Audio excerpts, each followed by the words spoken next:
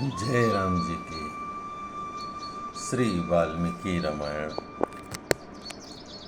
अरण्य कांड 23वां सर्ग। भयंकर उत्पातों को देखकर भी खर का उनकी परवाह नहीं करना तथा राक्षस सेना का श्री राम के आश्रम के समीप पहुंचना। जय राम जी की। उस सेना के प्रस्थान करते समय आकाश में गधे के समान धूसर रंग वाले बादलों की महाभयंकर घटा घिर आई। उसकी तुमुल गर्जना होने लगी तथा सैनिकों के ऊपर घोर अमंगल सूचक रक्तमय जल की वर्षा आरंभ हो गई। खर के रथ में जुते हुए महान वेगशाली घोड़े फूल बिछे हुए समतल स्थल में सड़क पर चलते चलते अकस्मात गिर पड़े।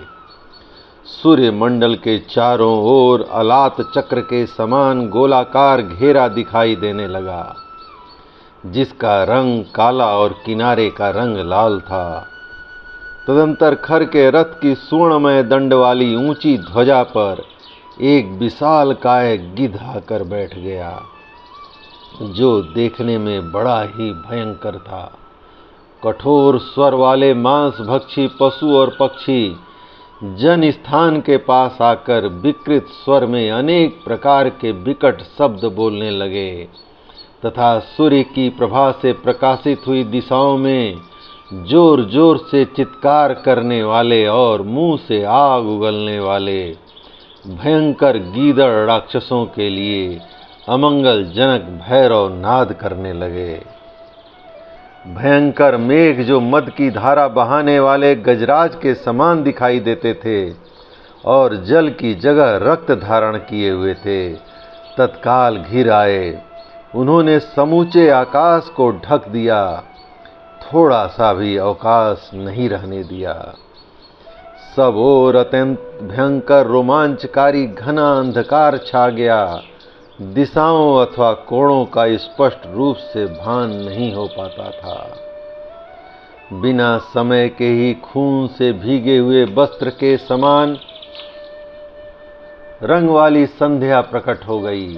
उस समय भयंकर पशु पक्षी खर के सामने आकर गर्जना करने लगे।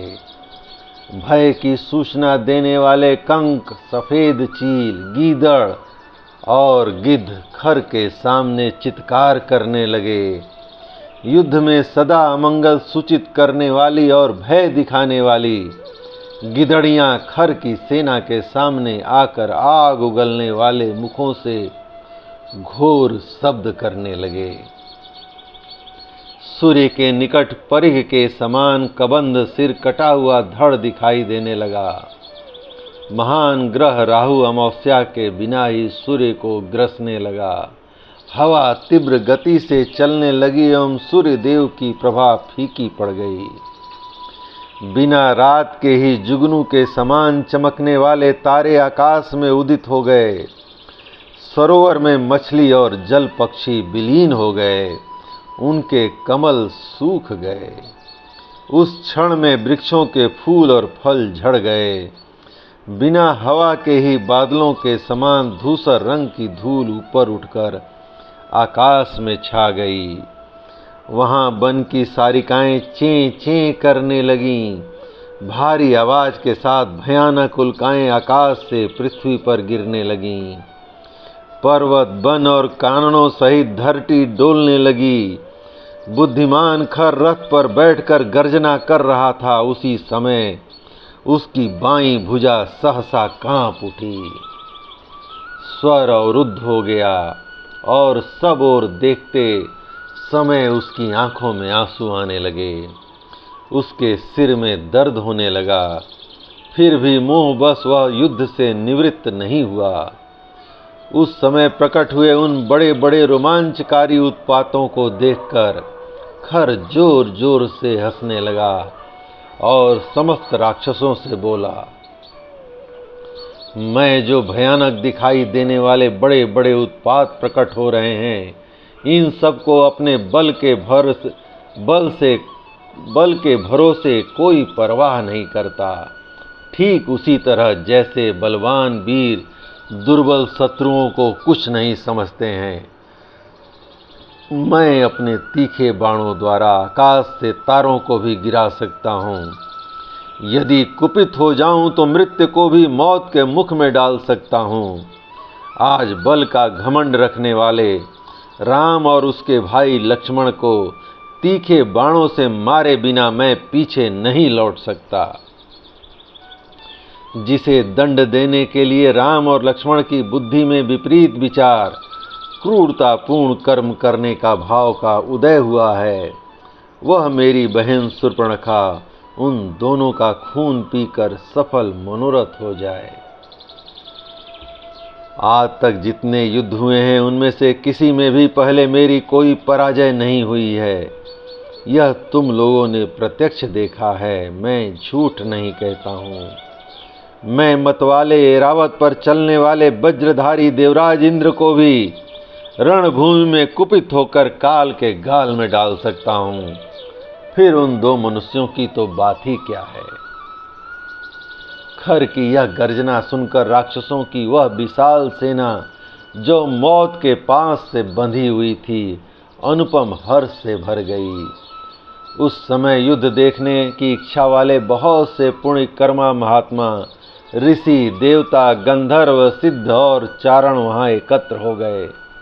एकत्र हो वे सभी मिलकर एक दूसरे से कहने लगे, गौओं और ब्राह्मणों का कल्याण हो तथा जो अन्य लोकप्रिय महात्मा हैं वे भी कल्याण के भागी हों। जैसे चक्रधारी भगवान विष्णु समस्त असुर शिरोमणियों को परास्त कर देते हैं, उसी प्रकार रघुकुल भूषण श्री राम युद्ध में इन पुलस्त वंशी निशाचरों को पराजित करें।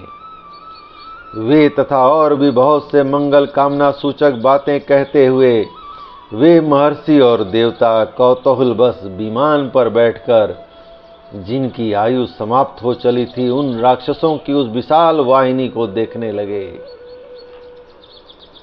खर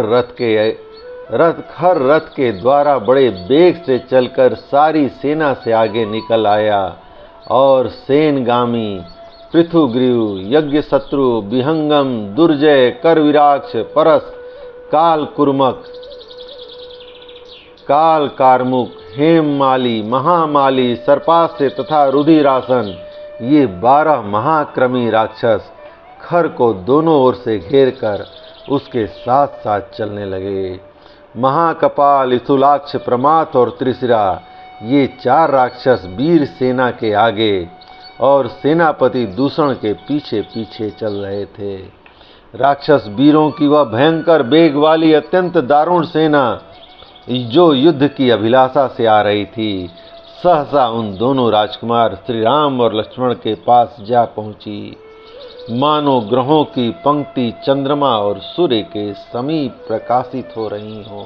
जय राम जी की। इस प्रकार श्री वाल्मीकि निर्मित आर्ष रामायण आदि काव्य के अरण्य कांड का 23वां सर्ग प्रभु श्री राम की कृपा से पूर्ण हुआ। जय राम जी की।